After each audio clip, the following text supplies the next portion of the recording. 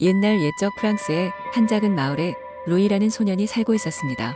루이는 항상 모험을 갈망했지만 현실은 그를 작은 시골 마을에서 벗어나게 해주지 않았습니다. 그의 부모님은 농부였고 루이는 그들과 함께 밭일을 도와야 했습니다.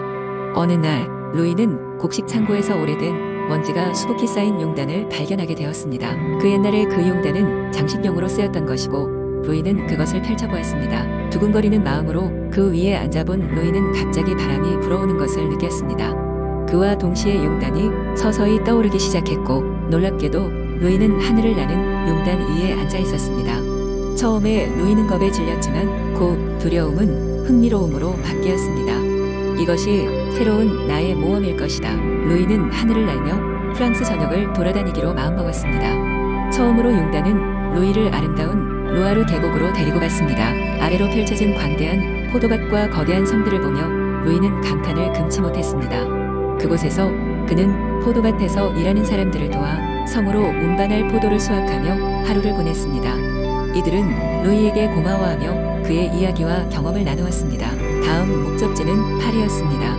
에펠탑과 노트르담 대성당을 위에서 내려다보던 루이는 너무나도 설레었습니다. 바스티유 광장에서는 혁명 기념 행사가 열리고 있었고 루이는 그들의 열정을 체험할 수 있었습니다. 더욱이 파리에서 그는 새로운 친구들도 사귀게 되어 그동안 외롭던 마음이 따뜻해졌습니다. 시간이 흘렀고 루이는 이 마법의 용단을 통해 프랑스의 다양한 문화와 사람들을 만나게 되었습니다. 프로방스의 라벤더 밭, 코테다쥐르의 푸른 해변, 알프스 산맥에 눈 덮인 봉우리 등 그의 모험은 그치지 않았습니다. 루이는 매일매일 프랑스의 풍요로움과 아름다움을 새롭게 경험했으며 그는 그에게 가치가 되었습니다. 그러던 중 어느 가을날 루이는 마침내 고향으로 돌아가고 싶다고 생각했습니다. 그는 하늘을 나는 용단을 타고 작은 마을로 돌아왔습니다. 그의 모험 이야기를 들은 마을 사람들은 감동과 존경을 표했습니다. 루이는 단지 농부의 아들에서 자랑스러운 모험가로 변했습니다. 결국 루이는 더 이상 모험을 위해 멀리 떠나지 않고도 마음속에서 언제든 모험을 떠날 수 있는 방법을 발견했습니다. 그리고 그가 한 모든 경험과 기억들은 그를 가장 풍요로운 사람으로 만들었고 루이는 고향 사람들과 자신의 이야기를 나누며 새로운 가치를 발견했습니다. 그의 하늘을 나는 용단은 창고로 돌아갔지만 루이의 마음속 용단은 항상 준비되어 있었습니다. 두 번째 이야기 옛날 프랑스 중부의 울창한 숲속에는 작은 용이 살고 있었습니다. 그의 이름은 루이였고 그는 다른 용들과는 달리 크기가 매우 작고 겁이 많았습니다. 루이는 숲속에서 홀로 조용히 살면서 작은 새나 작은 동물들과 이야기하며 하루하루를 보냈습니다. 루이는 자신의 작은 크기와 겁 많은 성격 때문에 자주 다른 동물들로부터 놀림을 받곤 했습니다. 하지만 루이는 언제나 자신을 믿고 싶어 했습니다. 어느 날 마을에 큰 문제가 생겼습니다. 근처의 산에서 시끄러운 소음과 함께 거대한 용이 나타나 마을을 위협하고 있다는 소식이 퍼져나갔습니다. 마을 사람들은 뜬 눈으로 밤을 지새우며 걱정했습니다. 그들은 용을 상대하기 위해 용감한 전사를 찾고 있었지만 아무도 나설 용기가 없었습니다. 그때 작은 용 루이는 마음속 깊은 곳에서 용기가 솟아오르는 것을 느꼈습니다. 자신의 두려움을 극복하고 마을 사람들을 돕기로 결심한 것입니다. 루이는 조심스럽게 마을로 가서 자신이 그 문제를 해결할 수 있다고 말했습니다. 마을 사람들은 처음에는 작은 용이 큰 용을 상대할 수 있을지 의심스러웠지만 루이의 진심을 보자 그를 믿어보기로 했습니다. 따라서 그들은 루이에게 용이 있는 산을 안내해주고 필요한 물품을 지원했습니다. 루이는 산으로 올라가 거대한 용을 만났습니다. 처음에는 두려웠지만 용기 있게 그에게 다가가서 말을 걸었습니다. 알고 보니 거대한 용은 단순히 신경이 예민해져 있었던 것입니다. 루이는 그의 이야기를 들어주고 그가 왜 그렇게 했는지 이유를 들었습니다. 거대한 용은 사실 인간들을 해치려던 것이 아니라 단지 혼자 있는 게 외로워서 그랬던 것입니다. 루이는 거대한 용에게 친구가 되어주겠다고 약속했습니다. 그리고 마을로 돌아가 마을 사람들에게 위험이 사라졌다고 알렸습니다. 마을 사람들은 루이를 크게 환영했고 루이는 작은 크기에도 불구하고 얼마나 큰 용기가 필요한지를 보여주었습니다. 그 후로 마을에는 더 이상 용의 위협이 없었고 루이는 숲과 마을을 자유롭게 오가며 친구들과 함께 행복한 나날을 보냈습니다. 루이와 거대한 용은 종종 함께 하늘을 나는 모험을 떠났고 마을 사람들은 그들의 이야기를 후세에 전했습니다. 이렇게 해서 루이는 작은 용이 아닌 큰 영웅으로 기억되게 되었습니다. 세 번째 이야기, 오래전 프랑스의 조용한 마을 루르드에서 루이라는 소년이 살고 있었습니다. 루이는 호기심 많고 모험을 좋아하는 소년으로 매일 주변 숲을 탐험하며 시간을 보내곤 했습니다. 어느 날 루이는 마을 밖 깊숙한 곳에 있는 떡갈나무 숲으로 모험을 떠났습니다. 그곳은 마을 사람들 사이에서 마법의 숲으로 불리며 신비로운 이야기가 전해져 내려오곤 했습니다. 떡갈나무 숲에 들어선 루이는 금방 길을 잃었지만 그의 마음은 두려움보다는 기대감으로 가득 찼습니다. 숲속을 헤매던 중 루이는 여러 색상의 빛이 흩뿌려지는 작은 숲속 공터에 도착했습니다. 그곳엔 말로 형용할 수 없는 아름다움의 거대한 떡갈나무가 서 있었고 그 주위로는 수많은 요정들이 춤을 추고 있었습니다. 요정들은 루이가 자신들의 영역에 들어온 것을 보고 조금 놀랐지만 이내 그의 친절한 성품을 알아차리고는 그를 반갑게 맞이했습니다. 요정들의 여왕인 세르피나가 루이에게 다가와 말했습니다. 어서 오렴. 루이, 이곳은 대대로 전해 내려오는 마법의 떡갈나무 숲이란다. 너는 특별한 손님이니 우리와 함께 마법을 경험해보겠니? 루이는 기꺼이 동의했고 요정들은 그에게 떡갈나무의 마법을 체험하게 했습니다. 떡갈나무의 나뭇잎을 통해 루이는 과거와 미래의 모습을 글림풋이 할 수 있었습니다. 그는 할아버지가 젊었을 적 나무 아래에서 젊은 할머니와 처음 만나는 모습 그리고 미래의 자신이 이루게 될 위대한 발견까지도 보게 되었습니다.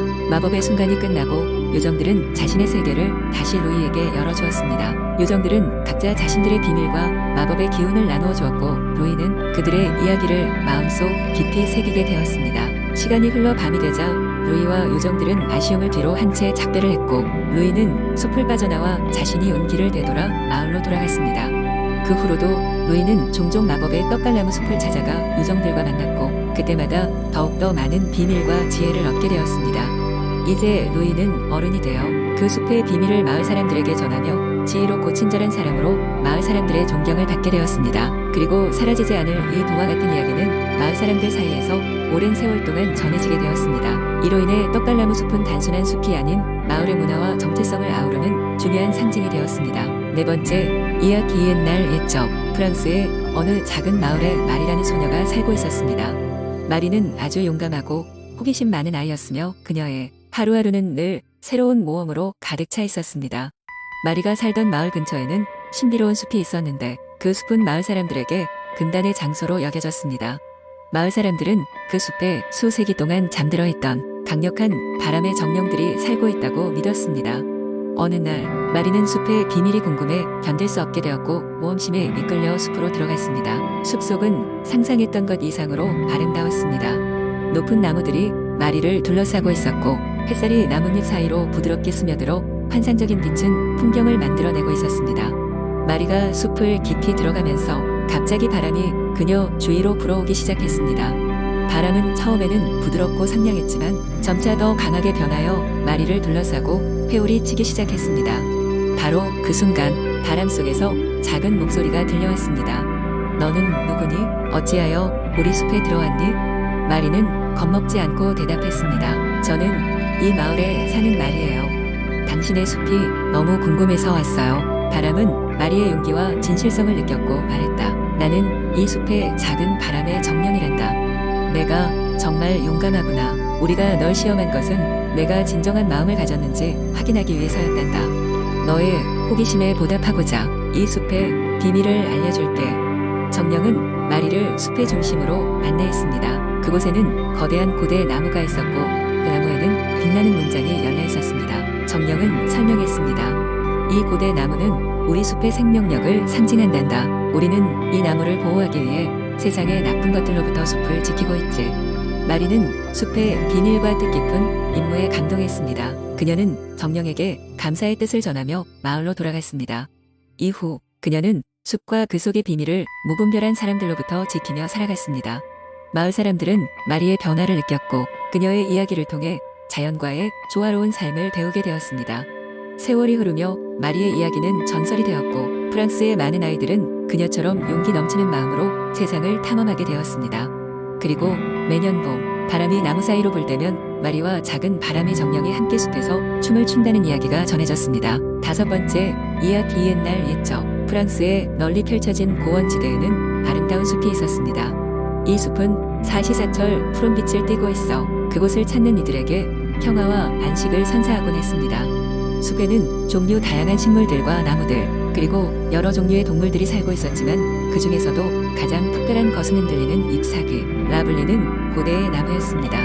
흔들리는 잎사귀는 전설적인 존재로 그 나무의 가지가 바람에 흔들릴 때마다 신비로운 음악 소리가 난다는 이야기가 전해져 내려왔습니다. 어느 날 숲의 경계 근처에 사는 작은 마을의 소년 휴고는 숲을 탐험하기로 결심했습니다. 휴고는 늘 숲에 대한 흥미를 가지고 있었고 특히 흔들리는 잎사귀의 전설에 매료되어 있었습니다. 그는 숲의 경계를 넘어 더 깊숙이 들어가기로 결심하고 한아침 이른 새벽에 그의 모험을 시작했습니다. 숲속을 거닐다 보니 휴고는 다양한 동물들의 노래소리와 새들의 지저귀를 들으며 마음이 점점 설레었습니다. 나뭇잎 사이로 비치는 햇빛은 마치 그의 발걸음을 인도하는 듯 했습니다. 얼마 지나지 않아 그는 전설 속의 나무 흔들리는 잎사귀를 찾았습니다. 그 나무는 확실히 다른 나무들과는 달랐습니다. 나무의 높이는 하늘을 찌를 듯 높고 가지와 잎사귀는 청록색으로 빛나고 있었습니다. 휴고는 나무 아래에 앉아 그 신비로운 음악 소리를 듣고자 잠시 숨을 고르며 기다렸습니다.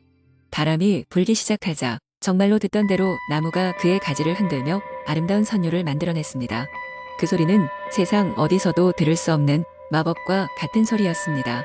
휴고는 그 자리에서 망상에 빠져 상상의 나래를 펼쳤습니다. 그리고 그 순간 그는 나무의 뿌리 근처에서 빛나는 무언가를 발견했습니다. 그것은 바로 작은 상자였습니다.